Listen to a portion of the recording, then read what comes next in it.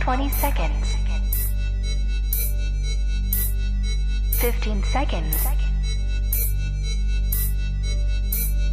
10, 9, 8, 7, 6, 5, 4, 3, 2, 1, 0.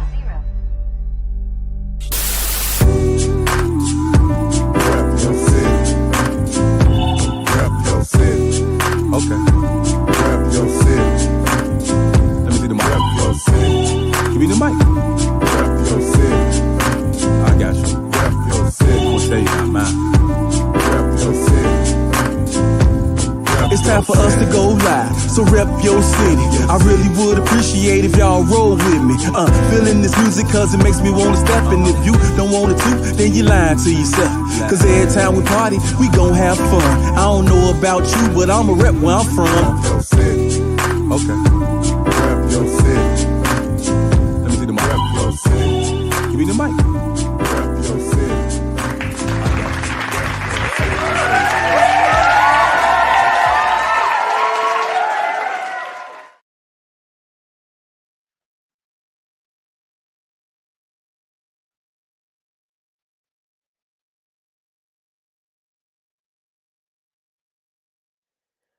Welcome to the RYC Live Show. We are back once again with another fresh episode of Rep Your City RYC Live Fresh Fridays. And yes, this is Fresh Fridays. We're broadcasting live right here from the base here in Chicago, but we circulate around the globe. So keep it locked and loaded. You're in for a real treat tonight. We have our special guest, Lady V, in the backstage area. But before we bring her out, we'd just like to encourage everyone to share this broadcast. Please share it to a friend, share it to a family member, or share it to a crewmate. If you have not done so already, please subscribe to our channel at RYC Live. That's RYC Live on our YouTube page. Hit that subscribe button and, you'll be able to get the latest and the greatest content as we produce it. If you like the programming that you receive each and every Friday as we give it to you, please send us some monetary donations and show us some love. You can send that to our Cash App at RYC Live. That's RYC Live on our Cash App. And if you'd like to be a guest on a future show, please send us an email to ryclive@yahoo.com. That's ryclive@yahoo.com. And someone from the team will be more than happy to get back to you to book you for a future date on a future show. Once again, my name is Artistic. I'm your host for tonight. We do this each and every Friday night at 8 p.m. Central Standard Time. And so if you've been tuning in and feeling the groove of what you are seeing from the programming, continue to please keep it locked and loaded and share the broadcast. So without further ado, tonight, it's been a long time in coming. I had the privilege of actually just seeing the interview. I wasn't at the museum when Lady V came down to the Chicago Hip Hop Heritage Museum, kicking it with Sneak Attack. I had another event that day. And I remember as I had to come up to the museum to get something. And as I was leaving out, I seen our legendary brother, Sugar D. He was just parking, pulling up behind me. And so he's getting out the car and I'm getting out the car. And I'm like, what are you doing here? And then he was like, I'm here for an interview, and I'm like, oh, wow. I wasn't even aware of it, right? Because I was busy doing something else. And so I said, oh, man, I'm going to miss it.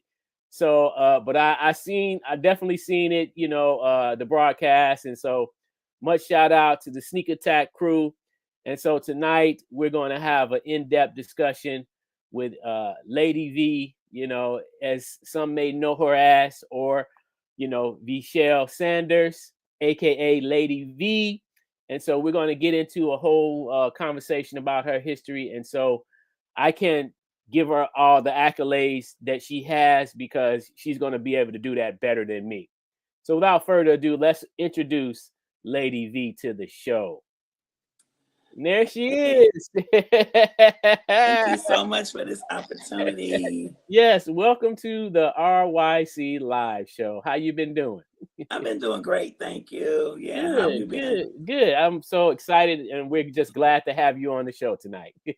I'm glad to be here. I'm so honored. Yeah. So, I don't know if you've seen any of our shows over the past, but I've been doing this going on next year. It's going to be 6 years for me. Oh, okay. And so I've been partnering with my homeboy. He used to go by the name of JMD, but now he goes by the name of Mr. Club Banger.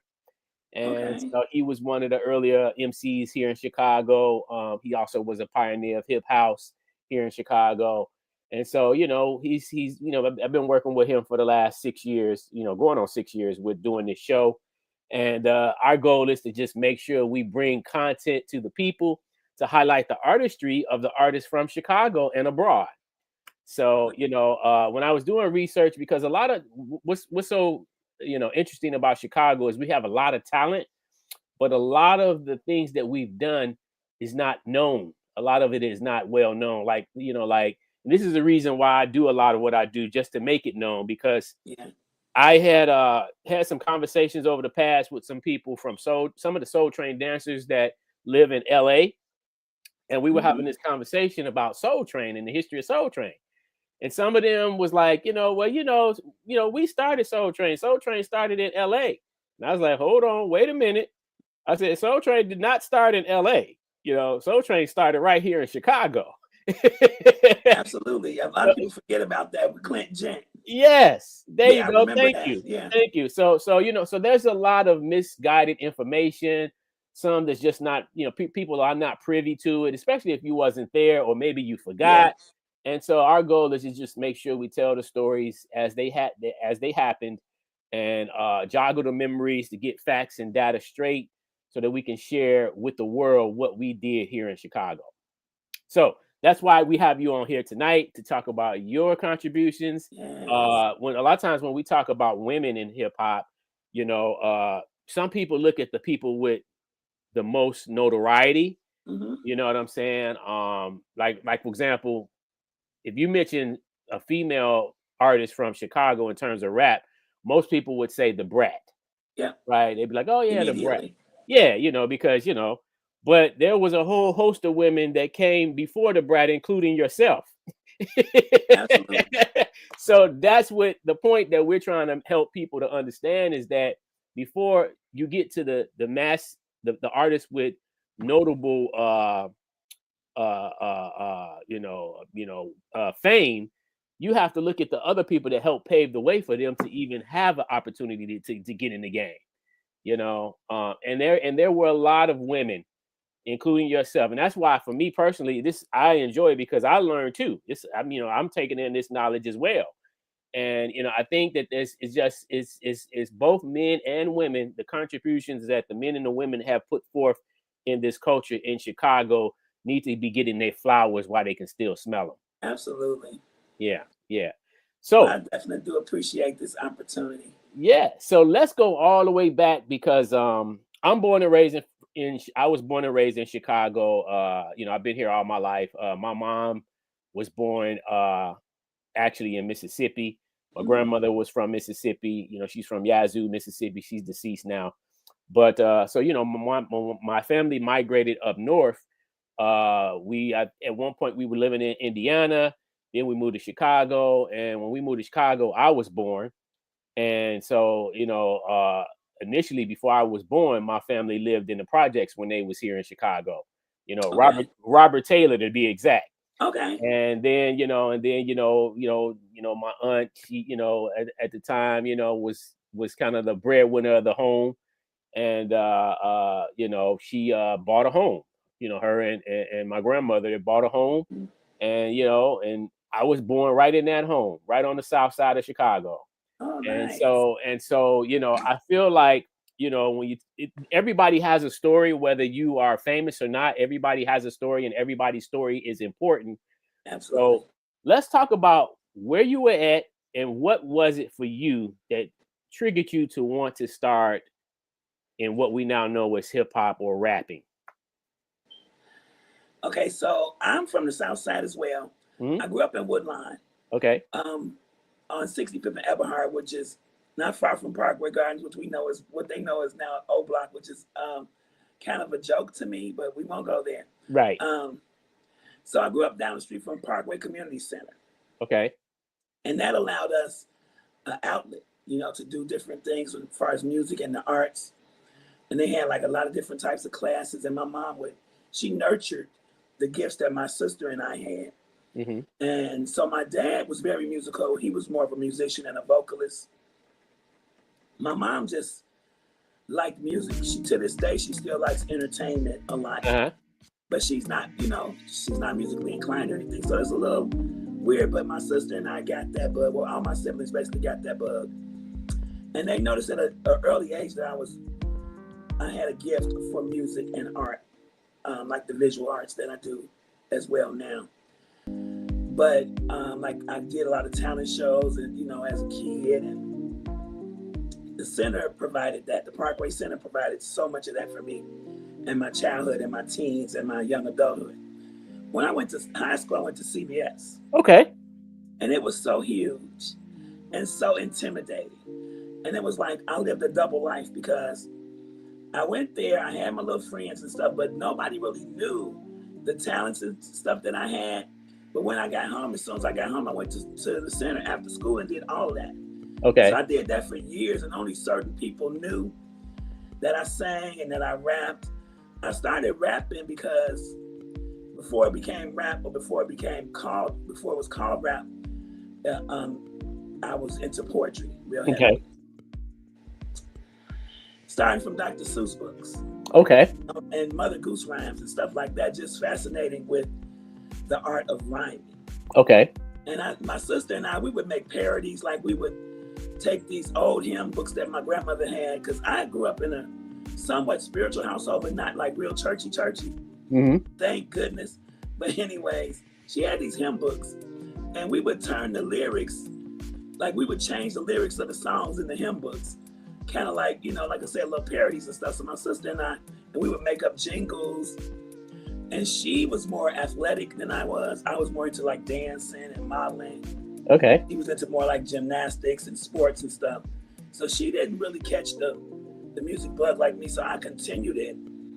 And then when Rappers Delight came out, like what, 77, 78, something like that. It was actually 1979. Okay, 79. I know I was out of grammar school. I graduated grammar school in 77. Okay. So that sounds about right. So about summer of 79, that was a life changer for us, because it's like, what is that?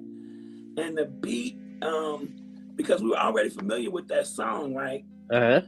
Because it was from Good Times, the song by Chic. Chic, yes. And so we thought it was like, what is that? Because that at that time, samples, we weren't familiar with that term. Right. Or remixes. Right. And it was just like the freshest thing I had heard in a long time. So we started doing our own version of that. Okay. We, as my little group, my little clique of friends that I had from grammar school, and we just stay friends and stuff. Family now, basically, because I'm still friends with. Did y'all have a name? Clever Girls. Okay. Clever Girls.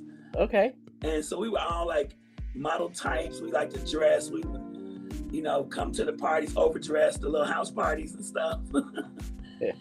And then sometimes get a chance to do the little rhymes and everything. But mostly that was, like I said, just for fun. And then like, because I wanted to sing. And at one point, I had a really good voice as far as my range and stuff. But throughout the years of neglect and not really nurturing that and keeping up the practice and the vocal exercises, it's a lot more raspier now, but it's still there. Okay. So I did, like at the Parkway Community Center, they had a theater company downstairs. It was X-Bag, and then it turned into Chicago Theater Company, which Robert Townsend was famous for being there. Okay. A few other actors that came out of Chicago went through there as well. But I did a couple of plays with them. We did one summer, we did a play, and this lady named Diane heard my voice, and she told me that it was a particular style that I had. It's like, I like your voice. It cuts off, and you have like a dual tone. So she would tell me, like, I sound like two voices. Uh-huh. And I didn't know till years later that was a good thing, because everybody else that wasn't familiar with music like that made me feel bad about it. Okay. So I kind of was more comfortable with rapping because I didn't feel like my vocal abilities was strong enough, like Aretha and Patty and, you know, the voices that we heard back then that were like overwhelming. Even Nelly Cole, you know. Mm-hmm. So I was much more comfortable with the rhyming thing. And then when I did the first actual show I did when we were riding past the CopHerBox, I tell this story so much. A lot of people know it, but I had a play brother named Bruce. He's passed away since then. Okay. Rest in peace to him. Mm-hmm. But he and his friend Eugene and I were riding around looking for somewhere to go hang out. And we were out south on Halsted, and we passed by the CopHerBox, and they had this sign on the marquee. It said $100 rap contest. And so he kind of was like downplaying it because he said, "B, ain't that shit you be doing?" I'm like, yeah, you know. So he's like, "Let's go ahead and get this money." I said, you know, I was explaining like, you can't just do that, because I had been to shows before and open mics, but I didn't sign up. I kind of just wanted to see what they were doing. Right. And I said, well, they probably got sign-in sheets, they got regulars, and he was like, "Let's go get this money." So I went in, I signed up. I thought they were going to tell me to come back next time or something. They put me right on the stage, and I won. And it was almost like I got the bug after that, because then it's like I started meeting all these different people that were in the show, people like Dream. I call them dream makers. Okay. I can be your producer, I can be your manager type of people. And they started telling me about other shows. And also I had to keep coming back to the CopHerBox. And then for the finals, I came in second, I believe. I lost to Casper and Dre. And at that time, he was Clever C, and Dre was Sweet D. Okay. And they were really good. They were super good. Right. And yeah, so then they introduced me to a lot of different things. So I started between them. I was going around to different places. And the Illusion, what was before the Illusion? It was something else. Another club? Yeah, the name, I believe. Okay. But anyway, the Illusion was on Halsted. That's Okay. where I met Groove. I thought I met Groove at the CopHerBox, but I met him at the Illusion. Oh, okay. But this is all around that same time. Okay. And this was before he actually formed Sneak Attack. Okay. But I met him, and he saw something in me. And he was nurturing my style.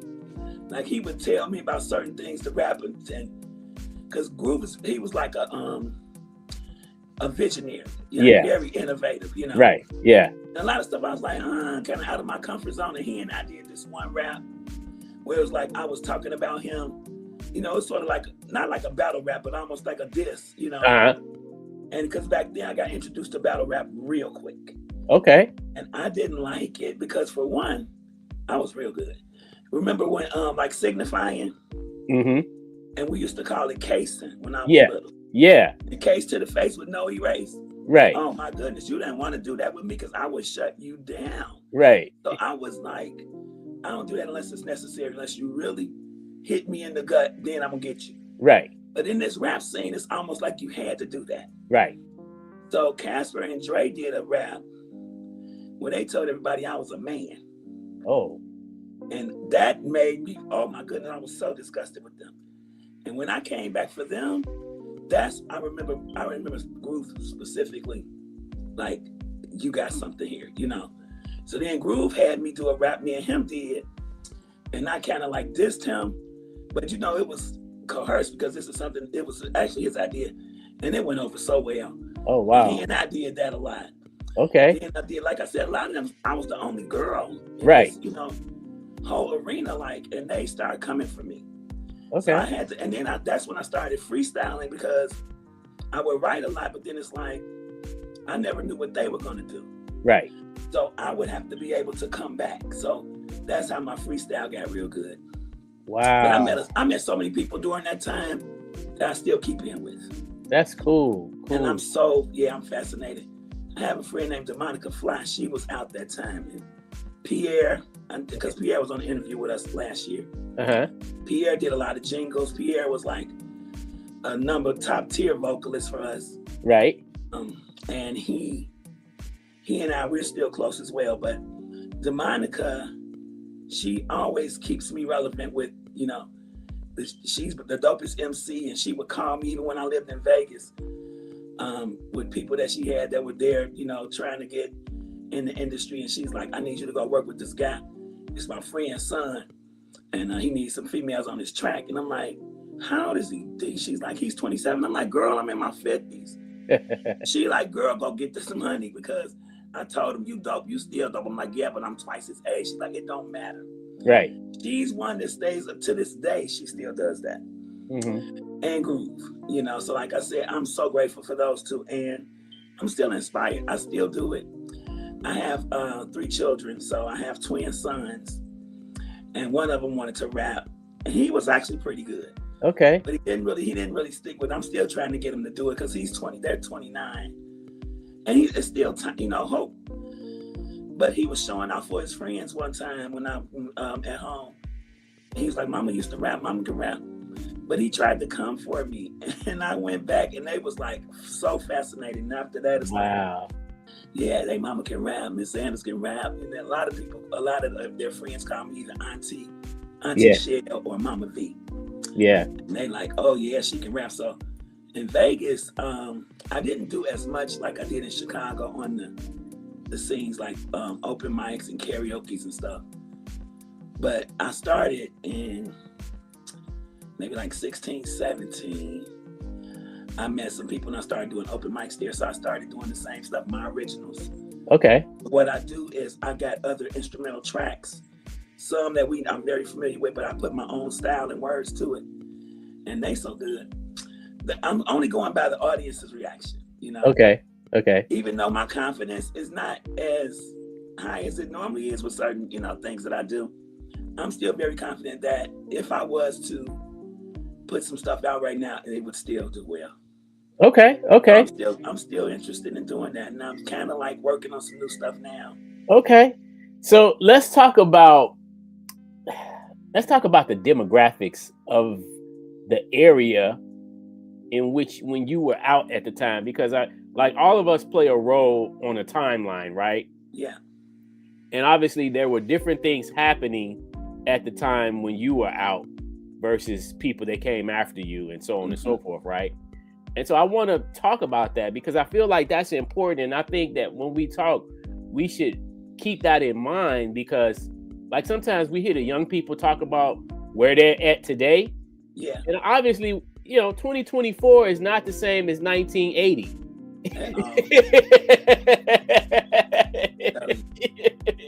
You know? And so I just think that's important, because again, like when you just say the CopHerBox, that is going to go over anybody that's young. It's going to go over their head, because they're not going to have no idea, and probably no idea what you're even talking about.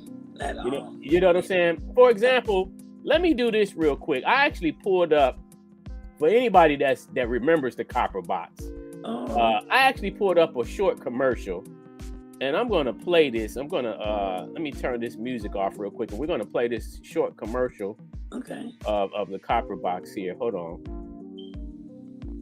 Okay, so I want to see if anybody remembers this here. So let me pull this up, and then I'm gonna play it. It's only like 30 seconds, so it's very short. But anybody that was around back then probably would remember it. Let's see here. So take that off, and then we're gonna do this. Okay. Check this out, y'all.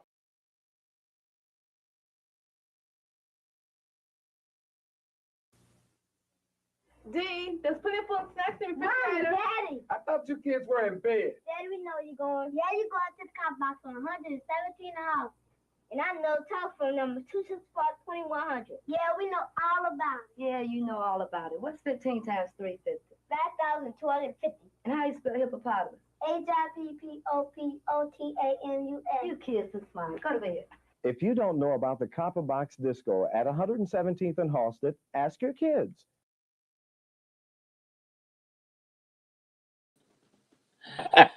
That is so cool. Ask your kids. I know that's right. That was so interesting at the time, because it was a lot of talent, and I often wonder what happened to a lot of those people. Like I said, grooving Casper and Dre, and it was a guy, Top Dog, Pretty Boy Floyd. I don't know. I did talk to Top Dog when Casper passed. He came to the service, and Groove called me, and I talked to him. But we don't know what happened to Pretty Boy Floyd. Okay. And there was a couple of other people, like I said, because I left the scene kind of shortly before Groove formed Sneak Attack. I did get to see them, but I didn't join.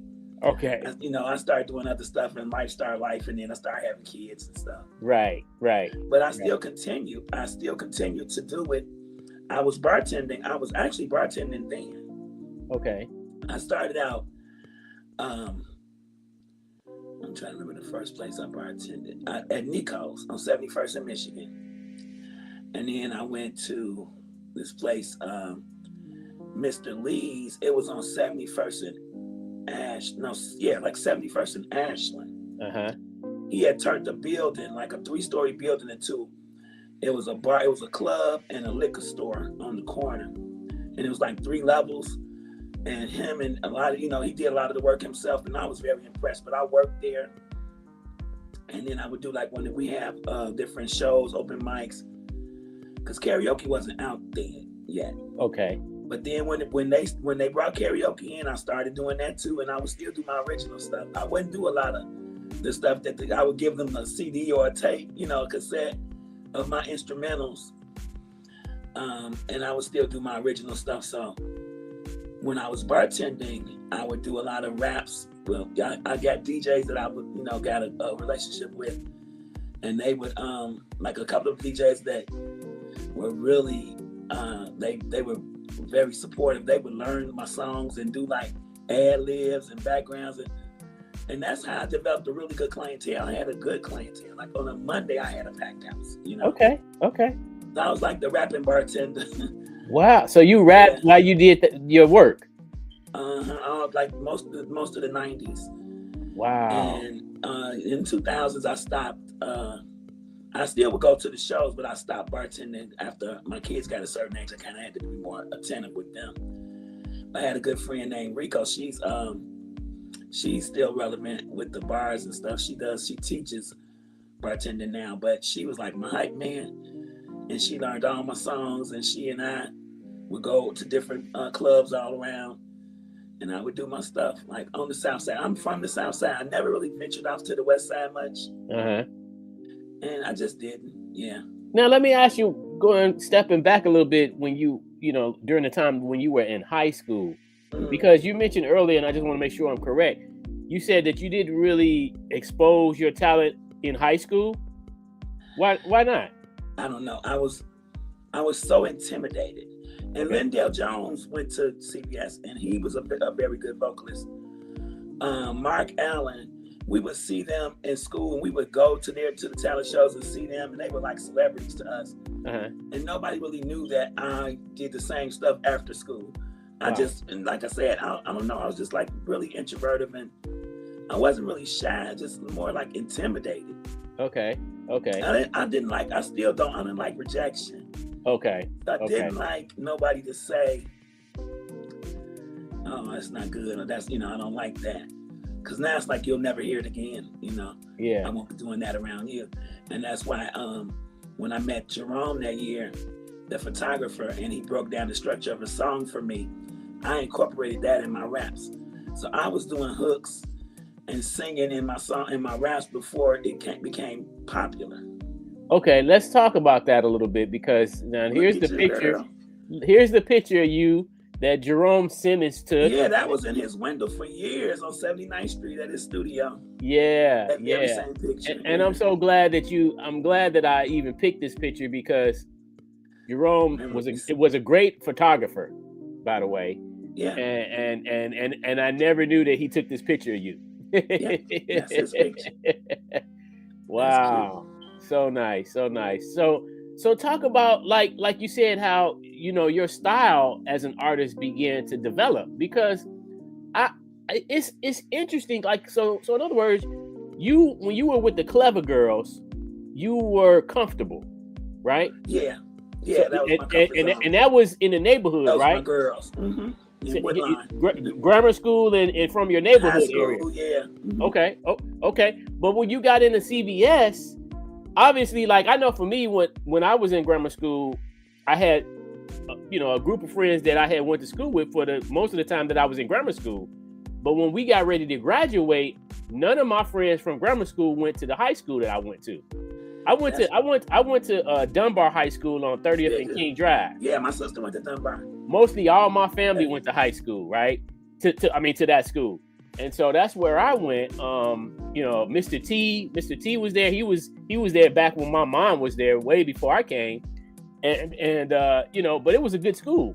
And so, but I still, coming from grammar school, I was into hip hop, because I was a break dancer. I was a popper, I used to pop on the streets, Yeah. And then we started rapping too. We did all of it. But as we got older, it just intensified. So by the time we got to high school, we really took off. It was like we didn't care about what people thought or said about us because we loved it. But Dunbar was so much smaller and intimate. My sister went to Dunbar, and I was up at Dunbar more than I was at CBS. It seemed like, to the point where I'm in Dunbar's Facebook group and she's not. Oh wow! And she asked me why am I in it? I'm like, somebody added me. Yeah.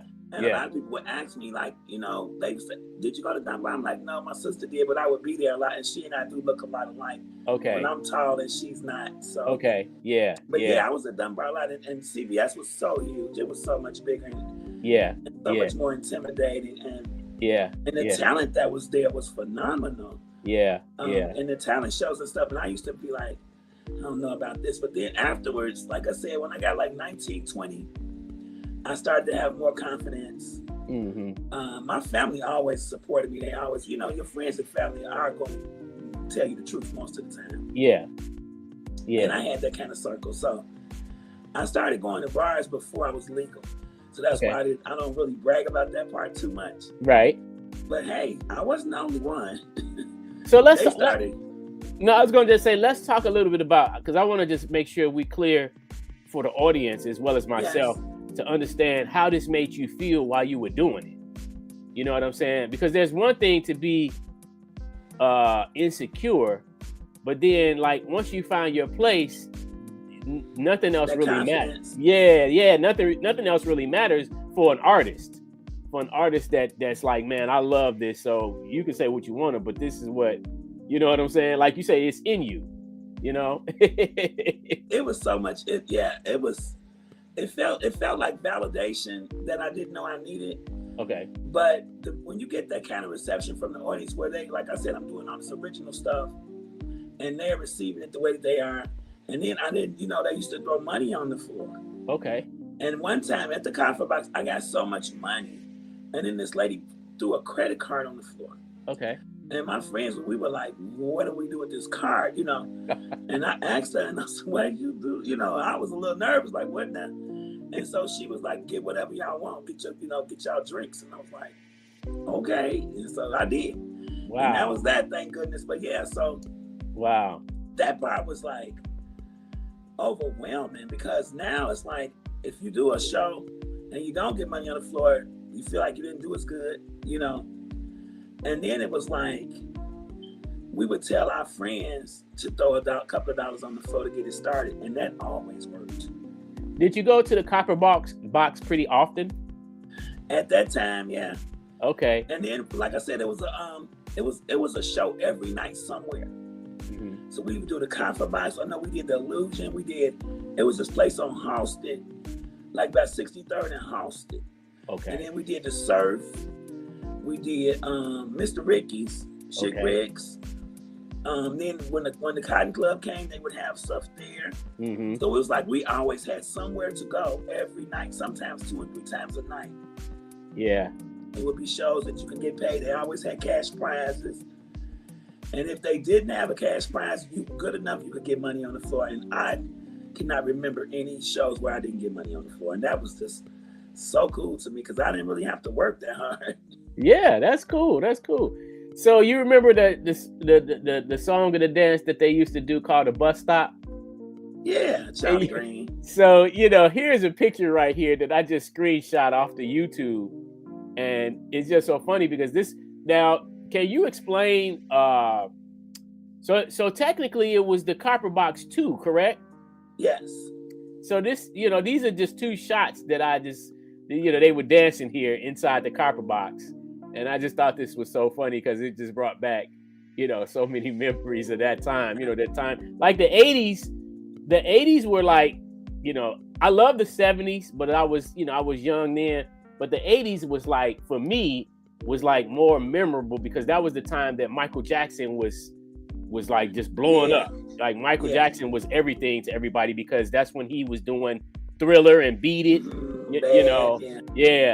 and so he was just like, he was taking off in his solo career, right? And so, and I remember like, at the time we were in school and Michael had the Thriller jacket and the Beat It jacket. Everybody was trying to imitate him doing his dance moves and stuff. You know what? It's funny that you mentioned Michael Jackson because when I was telling the story about Jerome and he broke down my song, where he shut down my song and he broke down the structure of a song, he said, "You don't have a hook." And I said, "What's a hook?" He said, "Boom, boom, boom, boom, boom, Billie Jean." And he started doing Billie Jean hook for me. And I was like, wow. And after he, like I said, he broke down the chorus, the verse, and the bridge. And then he told me what the hook was, and then he used that Billie Jean as an example. So it's really kind of ironic that you would mention that. Wow. That was in the early 80s as well, yeah. That's what's up. Let me just acknowledge some of the people tuning in. Some comments coming in here. What we got? So we got, let's see, Lady V is the real deal, a pioneer and trailblazer. Okay. Oh, wow. All right. So that's Minister Stretch Sanders. Okay. And then we got, she's throwing up some hearts. Nice. And is that Tiara? Hey, my baby. Yeah. Talking about your artwork. Oh, I love them. Yeah, so we got people tuning in and showing their love. Yeah. That's so cool. Yeah.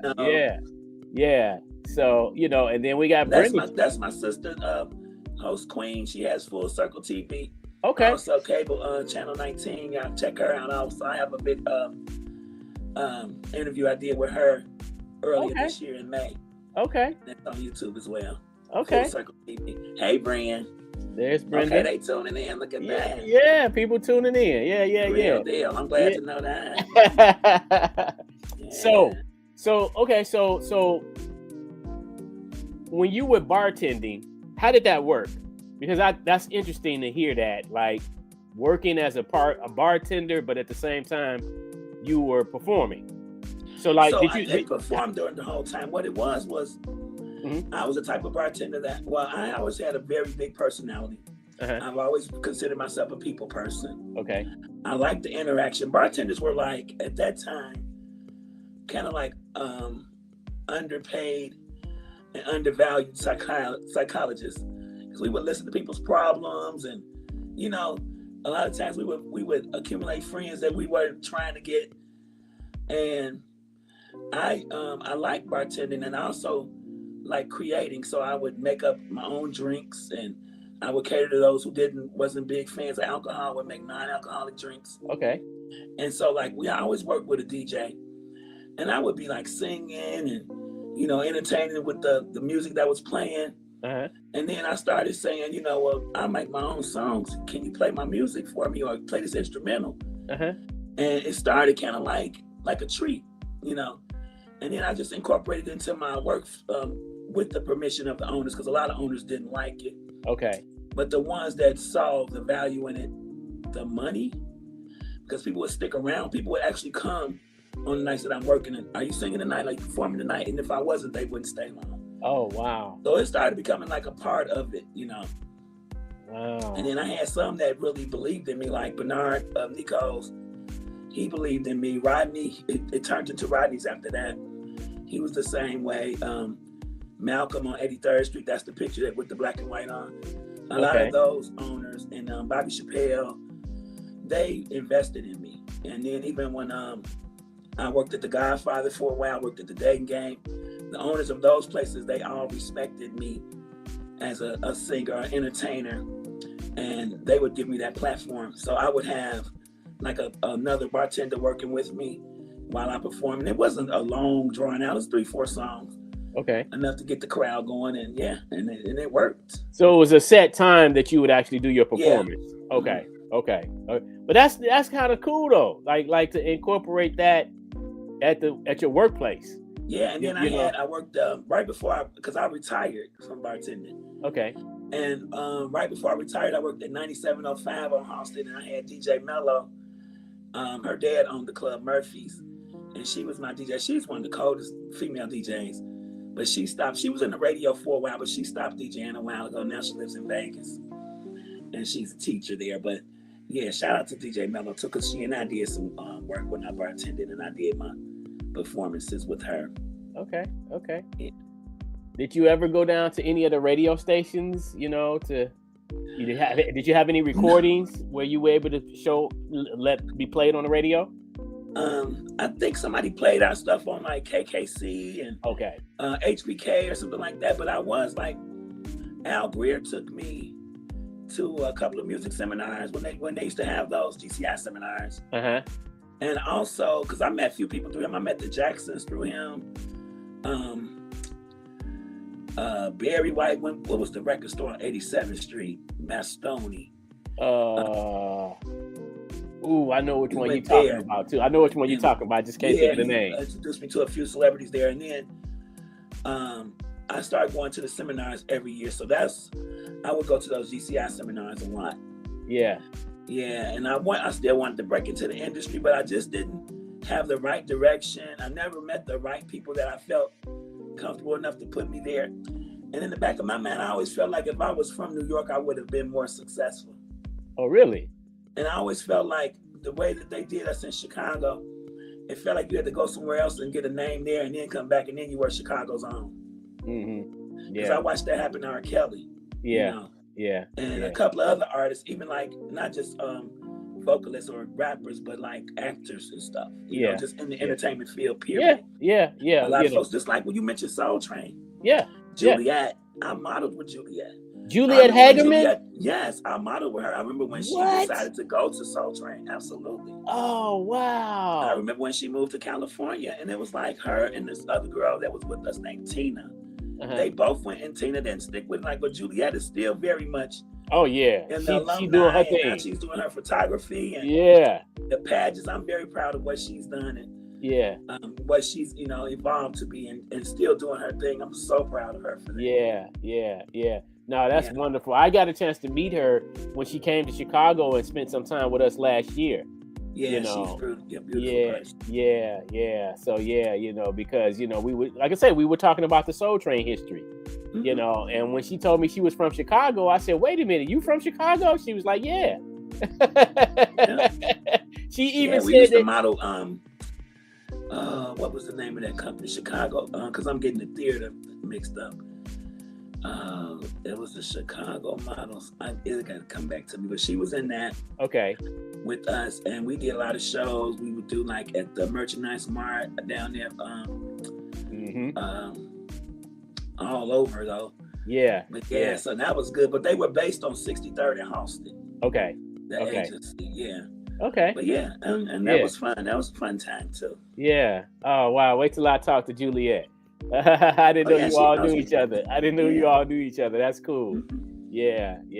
See, and that's what I'm saying. Like there's like you mentioned Clinton Gent. Like I was telling people that Soul Train, even though Don Cornelius took the show to California in 71, right? Because the show started here in 70, but then in 71 he went to LA and took the show into syndication. Mm-hmm. But some people may or may not know, or just may have forgotten, that the local show still carried on in Chicago from 1970 all the way up into 1976. Yeah. And then they from 76 to 79 they had reruns, and then after that the local show just died off. So a lot of the episodes that were filmed early on here in Chicago, we don't even have a record of it. So most of the stuff you see is the ones from LA. You just don't see a lot of you might see a clip here and there, a picture or two, but you don't really see an archive of what was done here in Chicago. Yeah, I'm always so impressed with what Don Cornelius did with that and so many doors that he opened for people through that platform. And even with the Soul Train Awards, I'm still, very grateful for him for that. For his did you now? I also talked to some dancers that actually got a chance to get on the Soul Train show when it was here in Chicago.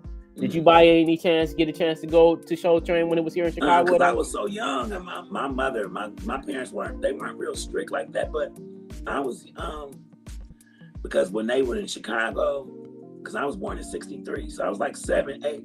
I remember Big Bill Hill. Yes. And I wanted to go on that as a kid. We didn't get just like Bozo. We was in the on the waiting list forever. And I knew I was gonna win that doggone grand prize game, but I never got to go. I never got to go to Big Bill Hill. Never got to go to Soul Train. Yeah. I actually wanted to go to California. I never wanted to be a Soul Train dancer. I wanted to be on the show. Okay. As a guest, as a entertainer. Oh, okay. And that never got to happen. Oh, wow. Do you know Captain Sky? Yeah, I know he is. I met him through Carney, this designer when I was modeling. Carney Wiggins. Yeah, because he's been over to the museum too, and he shared his story with us, and talked about his experience being on Soul Train and what have you. Yeah, I remember him. He was a celebrity for us. Yeah, we was very proud of him too. Yeah. It's really cool. It's really cool. So let me pull up some more of these pictures here. I just wanted to just give people a little view of some of your pictures here. Nice pictures, by the way, too. I really like the classic pictures, And then this That's picture, a selfie in Vegas, I'm sure. I don't know what year that is? Yeah. Okay. This one right here looks selfies. That's recent. Yeah, this but this looks fashionable. Like you say, you was a model, so this one looks more like a model style photo. That was actually on my birthday this year when I was in Chicago in May. Oh, okay. Yeah, that was from this year, and I was on the show. That's on the set of my sister I was telling you about with the Full Circle TV show. So that was on the set there. Okay, nice. Yeah, I love that picture. I love that top. Yeah. I cut my hair on November 1st, so I don't have a hair like that anymore. Oh, okay. Yeah, I was trying That's to a nice that top you got on looks very artsy. Yeah, it's a butterfly sleeve. We call those Queen Latifah tops. Okay. Actually, I got like 10 of them. This is one too. Yeah. So that's my style. Yeah. Now this picture here, where did you say you were performing at? That was at the it was called the Station, but then he changed it to Malcolm's on 83rd Street, right off of Cottage. Okay. It sits right by the alley, and then next door is the other club, City Life. Okay. And that was there. He used to let me do my shows there. I did a lot of shows there. At that club. Yeah. Okay. Now, was you singing or doing poetry or both? I would sing and rap. All my songs basically have like a break with rap in it, or I just have straight raps with a little singing. Okay. All right. That's cool. And then, definitely wanted you to tell us a little bit about your family. The babies. Okay, so that's my daughter, Kia. And those are the twins, Vaughn and Vance. Vaughn is the oldest. That's the smaller face one. Okay. And Vance is the one showing the teeth. Okay. That's Minister Stretch. Yeah. Oh, and so that was your son checking in. Minister Stretch. That was the one that Groove reached out to, because my son is he's an activist. He's very popular. Okay. And so a lot of Chicago people know him, like Mark Allen, Africa Porter, and he would post a lot of things, and Groove is mutual friends with these people, so he saw the post that my son was making, and he reached out to him and asked him, was he related to me? And so that's how I was able to reconnect with Groove. Okay, nice. Yeah, but this was the picture was taken at JCPenney. Oh, nice. The boys were about 3 or 4. And Vaughn, the one with the smaller face, he pulled down a whole rack of women's clothes. Because I wouldn't let him get something, so I took him in the bathroom and spanked him, and then so he had tears coming on his face. Okay, but, still doing this, and I said, "Say cheese."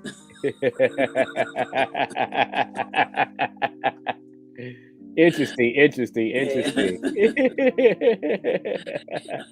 I can still see all those clothes on that floor. Yeah.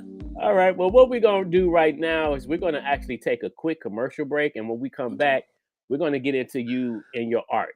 Nice. Okay. Thank you. All right. So Keep it locked and loaded, you all. We're watching the RYC Live, and we will be right back.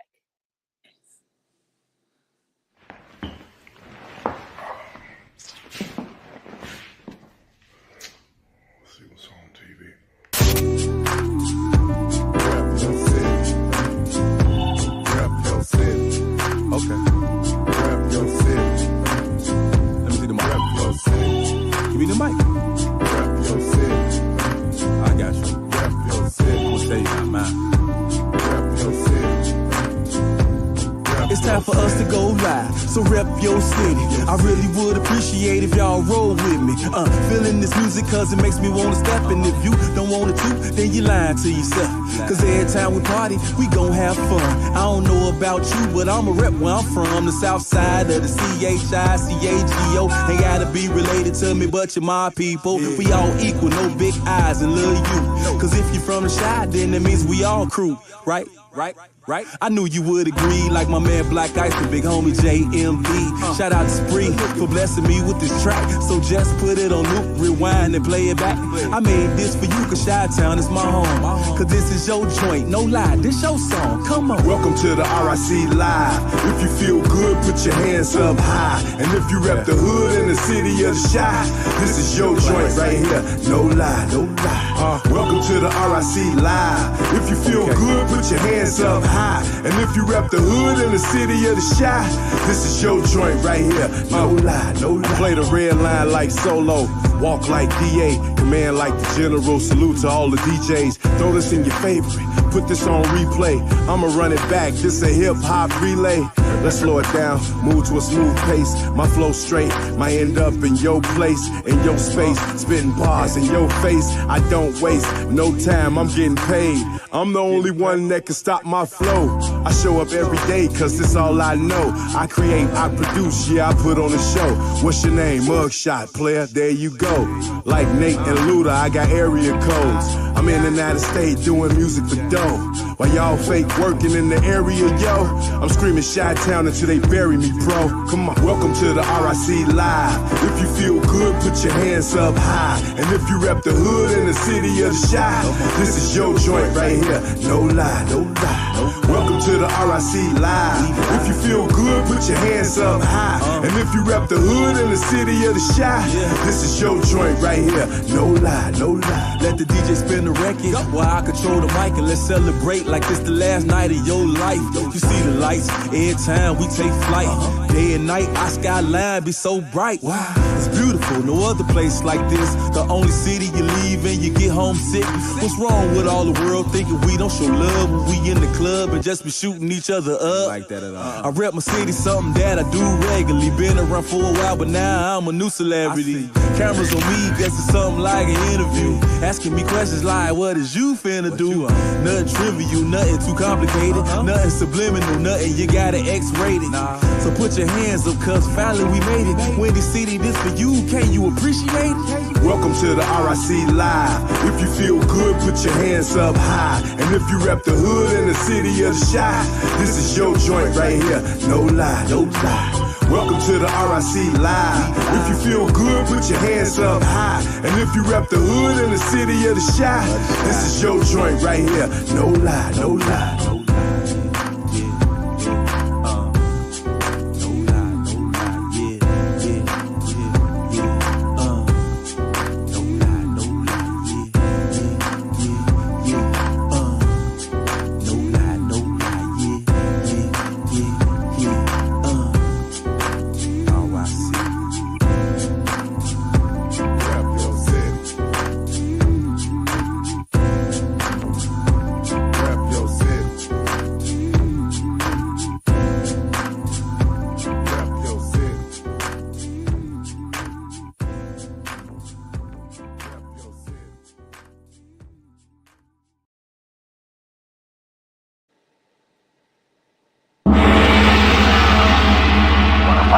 Once more, my style.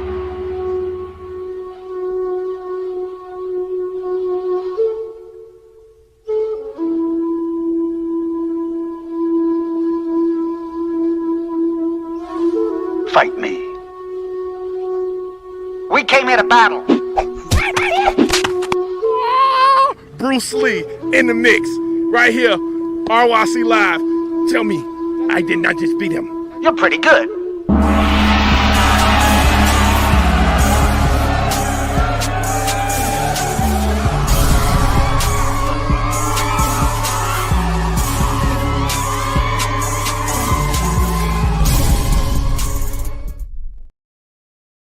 Welcome back to the RYC Live Show. My name is Artistic. I'm your host for tonight, and we have our special guest, Vichelle Sanders, aka Lady V. So let's go right into the art world, because that's how I got my name. I call myself Artistic because I started off, even before I got into hip hop, as a kid, I loved to draw.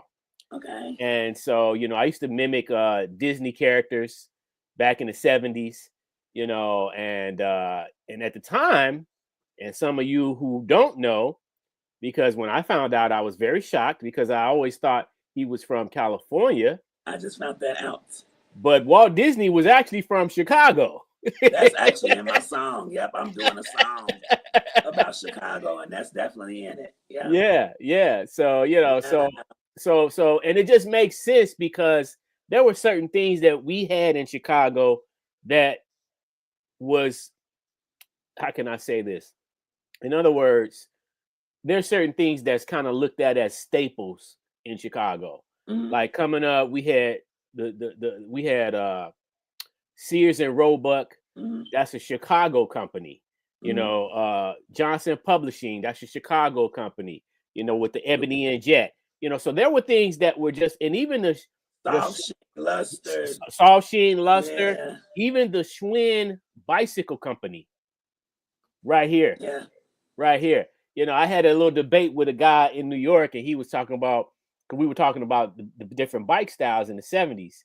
And, I said, I was a Schwinn. I said, I rode the BMX bike, but I was a Schwinn guy, because Schwinns would, like, if you had a Schwinn bike, you was considered like, that was the elite bike. And he was like, oh, that was for white people. He's like, I was a BMX guy. I said, well, in Chicago, Schwinns were considered elite bikes. And I said, but see, you're not from Chicago, so you wouldn't know. So, so I just think that, there's things that we definitely should take pride in. And coming up for me, I used to draw Mickey Mouse, Donald Duck, Goofy, and then I started working on letters, because I also became a graffiti artist. Okay. So I started getting into the bending and folding of letters. It's just like, wow, became very intriguing. And then I studied architecture when I was in high school. I thought I was going to become an architect, because I could draw buildings real good, and do floor plans and stuff. And so, but then I got into graphic design, and that kind of took my interest even more. And so, art is definitely, to me, that's what makes the world go round. Absolutely. Yeah, my niece bought me a mug that says, the earth without art is just because art is actually in the word earth. Right. Exactly. So tell us a little bit about your journey, because you say music was your first love, but how did you get into the comfort zone of becoming an artist? I actually started art early as well. Okay. I had an uncle, my mom's brother. I was coloring, and as a kid, like 5, 6 years old, probably younger than that, but I'll say 5. And he told me I was coloring outside the lines, and it was sloppy. And he showed me how to color more neatly, but he also showed me how to shade. Okay. So he would do it heavier, like on the outside, to make it darker, and then go in lighter. So needless to say, Mickey Mouse was one of my first characters also. Wow. But I was like the coldest in grammar school with it, like the only one in first grade that could do that stuff. Mm-hmm. And so a lot of my friends would have me helping them. And then my uncle noticed that I could draw. So he kind of started nurturing me with that. Okay. And then, like I said, my mom, even still to this day, she invests in my stuff. Like, so as a kid, I got art kits all the time for Christmas. Okay. Didn't get a whole lot of toys once I got a certain age. It was everything art related. And so then I started, I developed a eye for fashion, and I wanted to do it because by me being tall, I was kind of tall and slender. It was awkward, kind of hard to fit. Mm-hmm. I started sewing, and both my grandmothers, my maternal grandmother and my paternal great-grandmother both sewed, but my great-grandmother, she taught me how to use a machine. My maternal grandmother taught me how to sew with a needle and thread, so I learned to sew. Oh, wow. And make my own clothes. So then I kind of ventured away from the actual just like drawing, unless it was drawing fashions, fashion designing. So that was something that I wanted to pursue at one time real seriously. Wow. So I had the pleasure of going to the Academy of Art and the Merchandise Mart for a while. And I tried to go to the Art Institute, but we couldn't really afford it. So that kind of backfired. And then I started sewing for a living. I started doing that for a while. Nice. I was still rapping, doing the shows, but I would make clothes. I found out that making clothes for women was way harder than men's. So I started making men's clothes. They were so much easier to please. Yeah. And, because women would bring me a picture of something, a size 5, and they would be a 16 plus, and it's not going to look the same. But men would be so much easier, like, do your thing, Yeah. So I sew for men quite a bit. Yeah. And then when I had my daughter, she was crawling around, and she pushed the pedal, and the needle went in my nail. Oh. And so I had to figure out something else because I didn't want to do that while, she was tiling and stuff. Right. And have her restricted. So I started painting on clothing. So I started doing wearable art, and I did that for years and years and years in Chicago. And then I would do more canvases like by request. So that was more like exclusive. I wouldn't really do that for everybody. But a lot of people in Chicago still have my clothes. A lot of my friends, they take really good care of their stuff. Nice. So I had a company called Whatever Designs, and that's when I did the clothing with, and the wearable art. How long did you do the clothes? A long time. I want to say, because it was like my daughter was born in 90, so I really just about 20 years, 25 years. Oh, wow. Yeah, because I really just stopped not too long ago. I still do it for the grandkids. Like I said, my oldest granddaughter will be 7 next month. Okay. So my grandbabies are young, but I made them a few shirts, throughout the years. But otherwise, I don't really do the art like that on the clothes. I'm doing canvases, and I moved to Vegas in 2011 to give my boys a better life because I put them. They were in grammar school and private school, Christian Academy, from like 4th to 8th grade, 3rd to 8th grade. And then for high school, I couldn't afford the tuition, so I put them in public school. I put them in Bowen. Okay. And they split the school up into 5 schools. So the principal that was the principal for their particular school ended up going to Dunbar to be the principal there. So I put them in Dunbar. Okay. They didn't do good. It was bad. It was around the time when they killed that boy at Finger. Okay. But they came from Carver, Yeah. It was around that time, and it was a little scary for, mothers with boys, with sons. So I started researching schools that had a higher graduation rate and less crime and stuff. And Vegas came up. I didn't really know anything about Vegas, but I took a chance.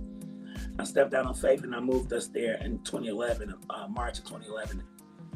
And they did pretty good. They really did much better in school. They got better grades. It was just a better peace of mind to get them out of that environment, Yeah. And so then I started drawing and painting more on canvas there. But they wouldn't sell. It's like they didn't have the same respect for the hustle or the art like they did in Chicago. So I would still come back home and sell my stuff.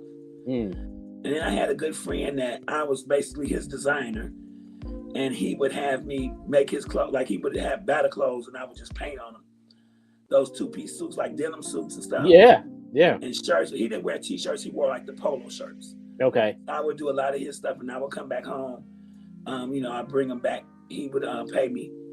And so then I started doing my canvas and stuff, and I would just bring the art home and sell it. Wow. So then I came out here with my daughter in the end of 20, because she offered me an opportunity with a group called the Black Brilliance Project. I jumped on it just because of the name. I didn't even know what I was going to be doing. When I heard the name, I agreed. And she said, "You're going to come out here and do art therapy." So it's like, okay, I'm not an art therapist, but I am an artist. I do find therapeutic elements in the art. Right. And so let's do that. So that's what I've been doing here for the last 4 years. Now, where are you at now? I'm in Seattle, right by Seattle. Okay. So then, wow. In 21, I was in an art group on Facebook, Black Artists United. And I met a gentleman from Chicago that had a group, Artists Needed. Okay. And so I met some individuals there on his platform, and we formed our own platform called TAP, the Artists Panel. Nice. So I've been working with them, and we recently did a live taping in Vegas. We did a taping in Vegas, and we have some videos on our YouTube channel. So nice. We're on all platforms. So that's what my art's been really relevant out here. I just did a show, not a show, but an event Saturday where I introduced a lot of my art therapy kits. And in October, I did my son's. He has a event every October in Vegas, the Gathering for Black Families. So I was there with my art at his event last month. So I'm trying to get out a little bit more with it. And my social media presence is not as big as it should be, but I don't have a team. Yeah. Like a social media marketing team. So I'm my own team. Yeah. I get it when I can. Yeah. It's definitely. But yeah, I enjoy art. That's something that has always been in me, like I said, since a kid. A lot of things, because I've been so blessed to be multi-talented, and I just forever thank God for that. But I'm so grateful for these gifts, and they're constantly, like, I'm still, reinventing everything. And it's like, I look at my evolution for that. A few years ago, I had a vision to do a magazine, like a digital magazine, and I couldn't get, I needed like a web developer. I couldn't get the people that I needed, and so I went to school for it. So in 22, I got a degree in IT. Nice. But I still haven't put that together, so I'm still trying to figure that out. So like I said, I still have so many things that I'm trying to do. Yeah. And I still want to do them. And I don't believe in ageism. I come from a women that my grandma and her siblings were old when I met them, Mm-hmm. My grandmother was born in 1910. Mm-hmm. And all I saw was older women doing their thing, living their lives. It wasn't like they was little old ladies on canes. They was like thriving, And so that's what I come from. My mom just made 82. Okay. And she can literally kick her leg up higher than me. She can run. Wow. Yeah. She's in very good shape. So that's why the way that I am, I have a youthful spirit. And I still have these goals and aspirations that most people, I'm 61, I'll be 62 in May.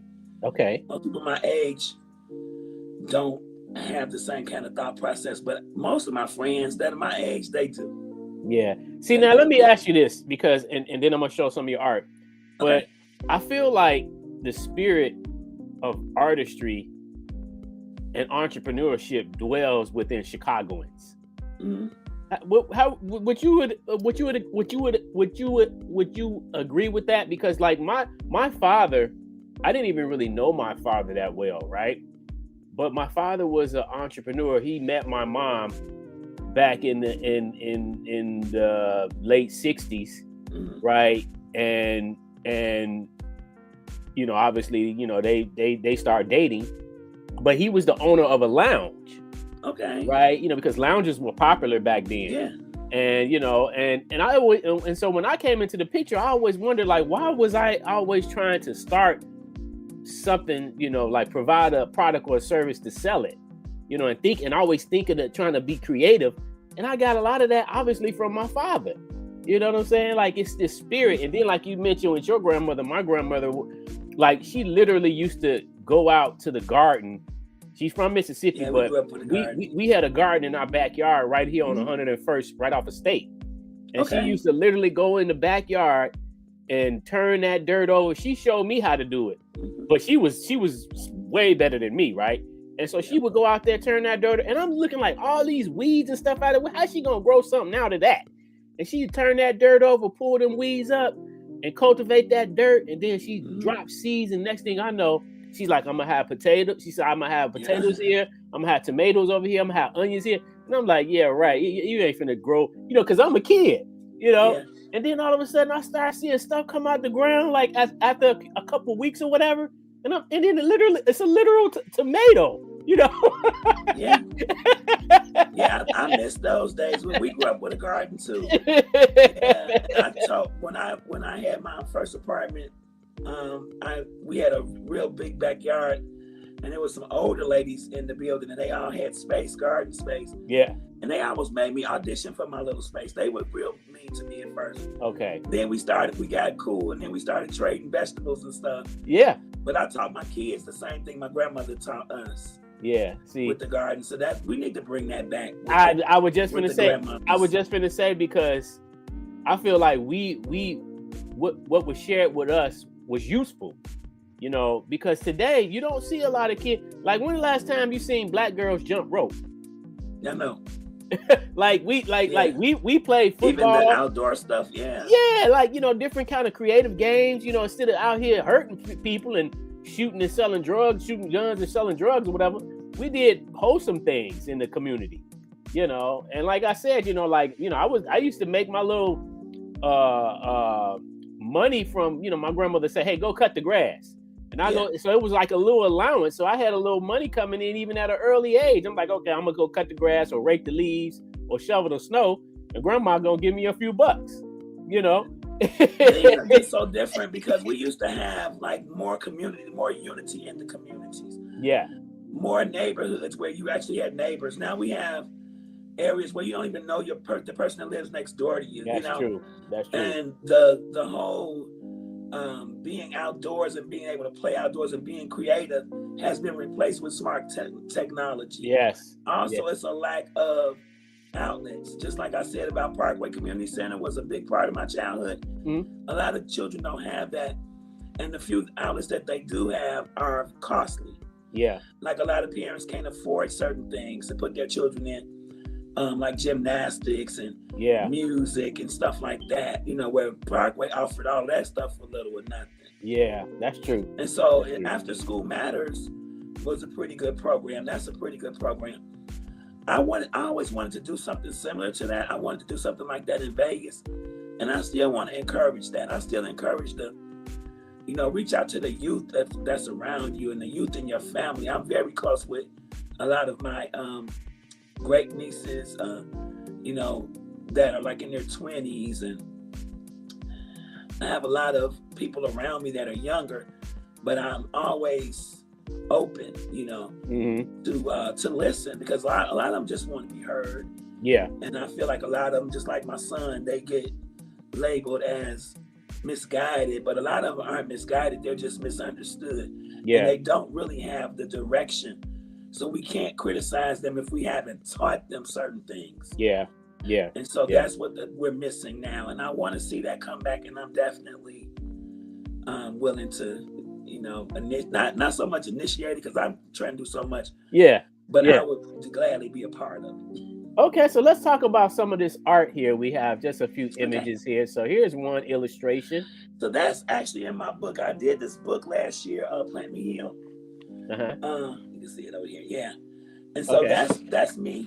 Okay. So I had that image, and I have a few other images that are my own creation, not like my own my art.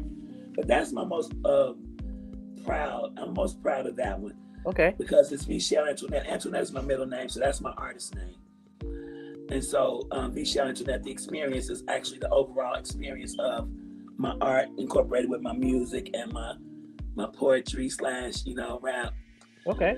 And so everything that I do basically is incorporated in Vichelle, the experience, and also with the So this actually this actually is in a book. Yeah. Plant Me Healed. Okay. Is that like a coloring book? It's an activity book. Oh, okay. Okay. Yeah, so it has coloring pages and word puzzles that reflect like plant-related stuff and growth. I have one in there about mental health, personal growth, stuff like that. And so I'm doing these kits now with images like this. Oh, wow. So it's like art therapy, that you can color yourself. And this is actually canvas. Okay. You can color them or not. But that's the kind of stuff I'm doing in addition to my regular fan art. Okay. And working on some more books, some more activity books. Actually, I'm doing children's books for my grandchildren. Nice. That's been going on for a while now. So nice. My deadline has been up. So I'm trying to get them out for them by Christmas. Okay. Here's another one here I thought was kind of cool. That's called My Hair because that was actually a good friend of ours. That's her real hair. She has locks. Wow. Nice. Nice. I took that from a photograph. That's called Brothers 57 because there's 57 heads in there. But that was paying tribute to my original art, the wearable art, whatever designs. I used to do a lot of images like that with the men.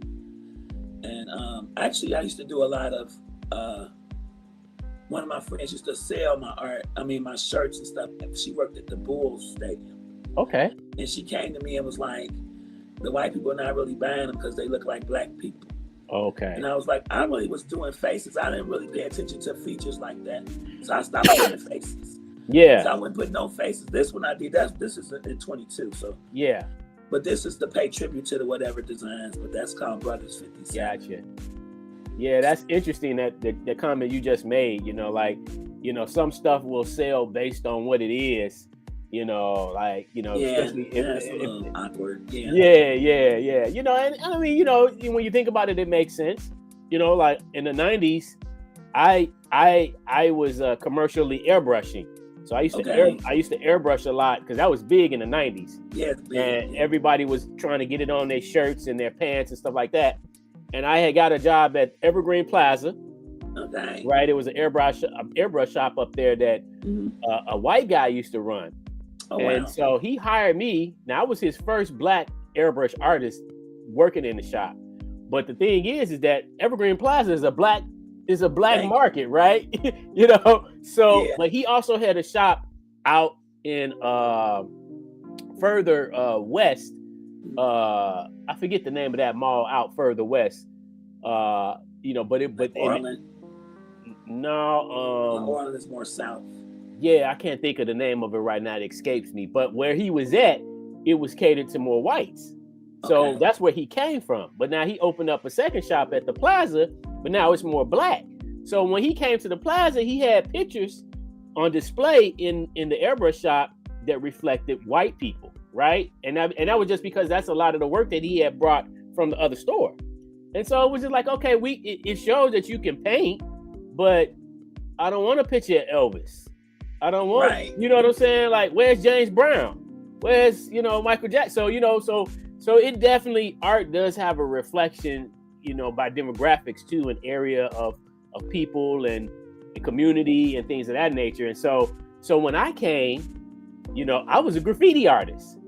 And he used to try to imitate, you know, because, you know, people want to put their name on their shirts, right?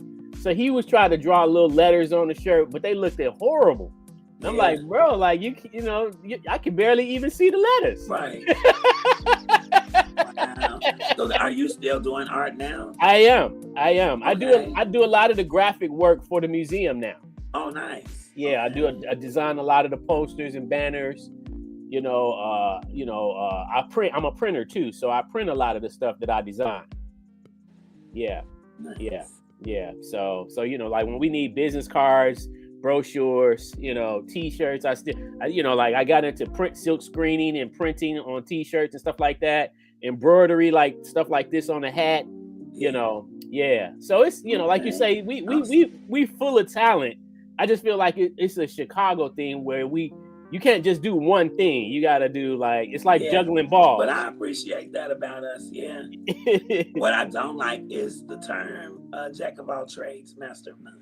Yeah. I don't like that. Yeah. Because why can't we just be multi-talented and multifaceted? Yeah. And I believe that everybody was born with some particular type of gift. Right. People haven't tapped into it or just don't know that they can. Yeah. And, you know, I'm just grateful that I have many and that I tapped into mine. Right. And I had like I said, that nurturing mom and my father. My father has been gone since 92, but my mom is still living and still very much active in my life. That's cool. This piece is nice too that you had, this colored one here. Yeah, that's called Fashion Bubble. Yeah. Actually, my cousin bought that. Now, is this on the canvas? Yeah, that's canvas of 6 different panels. Yeah, I see. Okay. Yeah. Yeah. That's nice. Yeah. Thank you. And then this is another one here. Yeah, that's recent. That's part of the art therapy collection. Yeah, Okay. I like aquatics. I like aquariums and those type of environments with fish, deep sea stuff, underwater corals and stuff. I like that. Cool. So my art basically consists of three things. It's like nature, music, and fashion. Okay. Yeah. That's what you'll see in my art. Yeah. Well, that's really, really cool. It's great to see and hear that you're very much still active. And I think that's another thing that help us stay young and healthy. Yeah. You know, absolutely. like as you get older, you know, what people don't realize is that if you've retired from your physical job that you once worked at, and now all you do is sit home and do nothing, that's what you become, basically. Like your body becomes, because you're not exercising no muscles. Like no physical muscles, you know, no physical muscles or no mental muscles. So you become just a blab, you know. But once you get your mind thinking, you're reading, you're out walking, you're doing whatever, you know, you're gonna stay younger and healthier. You know, even as an older person. You know, there's a dancer.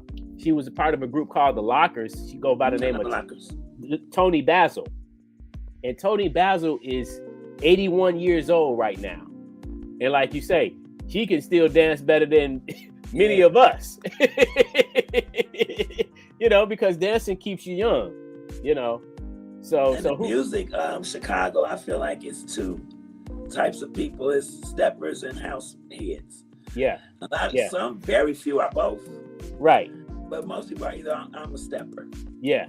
Okay. So I still step. Yeah, I step with my son. The minister, he steps with me a lot. We step anywhere there's music. Oh, that's cool. So when we travel and go different places, wherever we are, it's a restaurant with music. Come on, man. So that's what we do, and then I enjoy, you know. But see, that's a Chicago thing too, though. Yeah, it is. That's a Chicago thing. That's ours, but they're stepping a lot of other places now. Yeah, I know, but I'm just like there's things that, like when you say Chicago, there's things that immediately connect to us being unique as a city. Absolutely. Like even skating. Like skating, a lot of people do it around the world, but there was a whole skate culture right here in Chicago, you know, that we instituted pretty much. Yeah, that's something I missed out on. I fell. Well, one of my friends fell and I tripped over her, and then a lot of people fell on us. I was about 15. That was it. Yeah. And then when I started getting so tall, I was like, that's a long way down. You know? But I still, to this day, I want to skate. I love to watch skaters. We used to go to the rink on 87th Street. Yeah. And I used to watch, and this was before I learned. I never really got as good as I would have liked because I didn't keep doing it. Yeah. But them skaters, man, men and women, they were so good. I was like, man. It looks like magic. Yeah. So well, listen, what would you like to say to any up-and-coming artists as we get ready to conclude your interview tonight? What would you like to say? Because some people might be looking at this segment tonight, hearing your story, trying to figure out what their story is. Well, I would just say, don't let anyone deter you from your dreams. Just follow your dreams. Continue to be consistent. Consistency is the key. I think consistency, confidence, because I had some C's, but creativity. All of those, consistently work on your craft and hone it. You know, I don't believe that practice makes perfect. I believe it makes better. I agree. Also, just continue to network. Be careful. Copyright your material. Find out, learn, as much as you can about what you're doing. The legalities, everything. And like I said, just, stay focused and don't let anybody distract you from doing what you do. That's what's up. And so people can find you here on social media? Yeah, Vichelle on all platforms, basically, except for Twitter. Okay. I do have a YouTube channel. It's up and coming. Okay. And then rbyvichelle.com is being revamped right now, but you'll be able to get that in about another week. Okay. Plan Me Healed on Amazon. That's cool. That's cool. Thank you so much for this opportunity. Yeah. Shout out to the Hip Hop Museum and everybody involved. And Rico, that's my unofficial cousin. Okay. Same last name, but we might be related because I found out some more stuff about that name. Okay. But shout out to all the DJs and everybody that has helped me throughout the years. I did want to mention DJ Ice Mike. I mentioned Al earlier, Al Greer. Okay. PJ Willis. Those were a lot of DJs that worked with me. Bob, DJ Bob, he passed away a couple of years ago. Rest in peace to him. And everybody, if I missed your name, I apologize. No worries. And again, shout out to Groove for making all this possible. Now, one more question. Groove. One more question I'd like to ask you before we conclude, and that was, what was your experience like when you came to the Chicago Hip Hop Heritage Museum? Oh, wow. A lot. It was so much to take in, but I don't feel like we had enough time. Okay. I was so proud because, for one, I didn't know it existed until, like I said, Groove told me about it. He told me about it a while ago before I came to Chicago. Okay. And I had talked to Rico a few times on the phone before I actually came. Okay. To actually come and visit it was very, I don't want to say overwhelming, but it was overwhelming in a good way. Okay. And I'm just, I had a sense of pride to know that it existed. Right. I want to see more of my stuff there. Yeah. I would like to do something there with you guys because I am going to be moving back to Chicago. Okay. Sometime next year. I just don't have the exact date yet. Okay. But when I come visit again, I definitely will come by. Okay. My family lives in that area. Like my mom and my sister live right around the corner from there. So I'll definitely be visiting soon. Nice. And like I said, I'm so grateful for that. The establishment and everything that you all are doing. Again, shout out to the Hip Hop Museum, and I can't wait to see you all again. All right. Well, thank you so much. It's been an honor and a privilege. Thank you for sharing your story. Keep up the good work. I look forward to seeing you next time you come back. And we'll see what we can do and make some greater things happen. They say make it greater later. It definitely gets greater later. I can attest to that. Thank you so much again, Artist. All right. Thank you to everybody that tuned in. Yep. So we'll be back once again next Friday, 8 p.m. Central Standard Time. We do this each and every Friday evening. And so don't forget to continue to rep your city. And until then, my name is Artistic and we're out. Peace. Thank you.